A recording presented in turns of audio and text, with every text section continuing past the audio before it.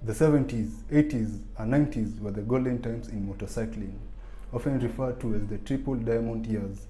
It is a time where you thought you'd seen it all, from superbikes, to dirt bikes, to cruisers, to adventure bikes, and so on.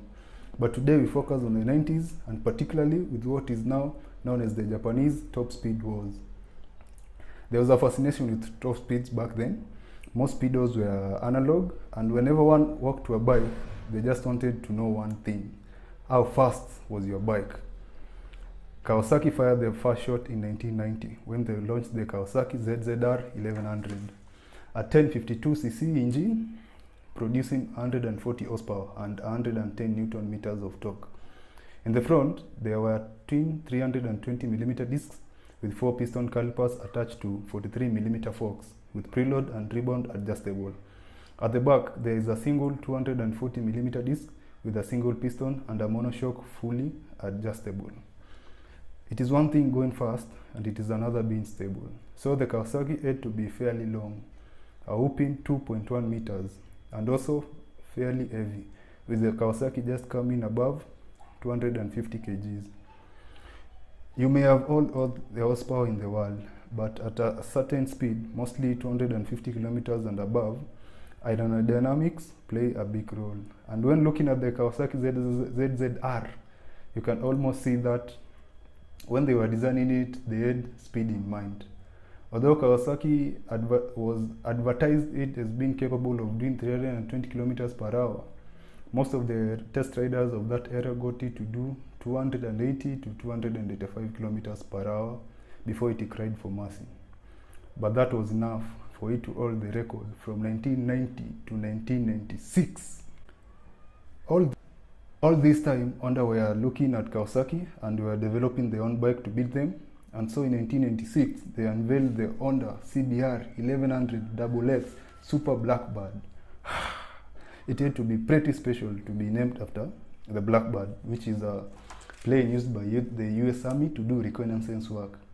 The special bit being, it was a Mach 3, which meant it could do 3 times the speed of sound, which is 1230 kilometers per hour, meaning it could do 3,529 kilometers per hour, a number to me which looks more at home in a science fiction movie than in real life.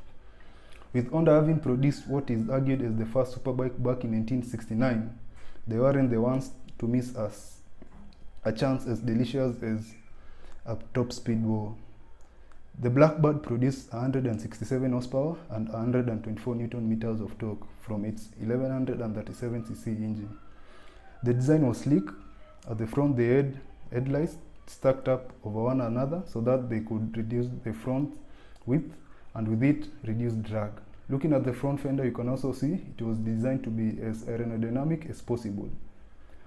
Honda also used 2 counter-rotating balancing shafts, which meant the Honda was silky smooth when it was not stretching its legs, doing top speed runs in airfields. And smooth it had to be, because when it was off duty from the speed runs, it was meant to be a sport tourer, doing triple-digit kilometers days on, and comfort is everything.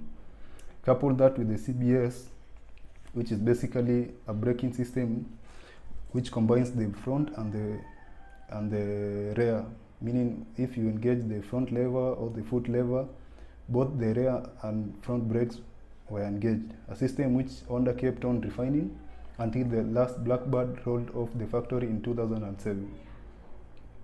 On to the top speed then. The Blackbird did manage to hit 295 kilometers per hour in the right conditions, and that meant it was the king from 1986 to 1999. It also achieved a lot of success, with a lot of the sport touring fans drawn to it by its comfort and fuel mileage, which with the 23-liter tank had a range of 360 kilometers. And by then, Honda had already established itself as a reliable, meaning it was bulletproof. We then jumped to 1999, a year where people were uncertain of what lied in the future, with religious fanatics claiming on the New Year's Eve of 2000 the world would certainly end. Suzuki, however, was certain about one thing, and that was they wanted to take the crown from Honda and become the fastest bike and all the bragging rights which go with it. I don't know, you ask, mostly they say it is ugly, and the shape was that way for drag coefficient reasons. Even to date, the Hayabusa is one of the most drag coefficient bikes ever to be produced. With 175 horsepower and 140 Newton meters of torque from the 1298cc, coupled together with Mikuni Denso fuel injection system, this thing was a missile. With a top speed of 310 and some instances 320 kilometers per hour, this thing was so fast that the European Union lawmakers took notice. And with the threat of not having licenses to sell their bikes in Europe, the Japanese Big Four manufacturers, Honda, Kawasaki, Yamaha, and Suzuki, met and agreed among themselves what is now known as the Gentleman's Agreement to limit their bikes to 300 kilometers per hour. And so it was done, with anything produced from 2000 having a top speed of 299 kilometers per hour. That's why when you Google a bike, you mostly see it go, but it never reaches 300. Most of them just go to 299 kilometers per hour. It is because of that agreement. The 1999 Hayabusa wasn't restricted, so it is the most sought after model, because although later models gained horsepower to the level of 200, they were still restricted. One thing, however, made the Hayabusa a legend, unlike its competitors. Yes, we are talking about the Busa Bros. They have cemented Hayabusa's legend by turbocharging their bikes and extending their swing arms, which leads to crazy stories, like them producing 700 horsepower. 700!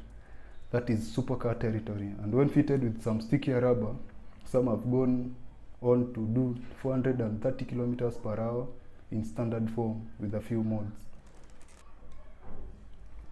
It is 2019 and the Busa is finally coming to the end of its production, when it is meant to be celebrating its 20th birthday.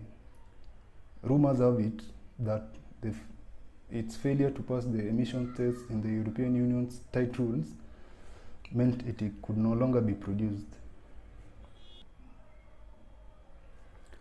One honorable mention before we end this video is the Kawasaki ZX-12R, meant to be released in 1999 but later released in 2000. They wanted to go back to the former glory they had with the ZZ-R1100. They were however late to the party. But looking at it against the Hayabusa, one can almost see it is more aerodynamic than it. And were it not for the gentleman's agreement, ironically, which prevented the top speed of the bikes, which ironically Kawasaki was part of, I'm sure it would have gone on to be the king. With some models which were not restricted in their stock form doing well over 320 kilometers per hour, but they had agreed to the gentleman's agreement, which meant the king remained the Hayabusa and the legend which it is today. Thank you for watching and subscribe. Soon we'll be reviewing the Hayabusa and giving it the farewell it deserves. So watch out for it.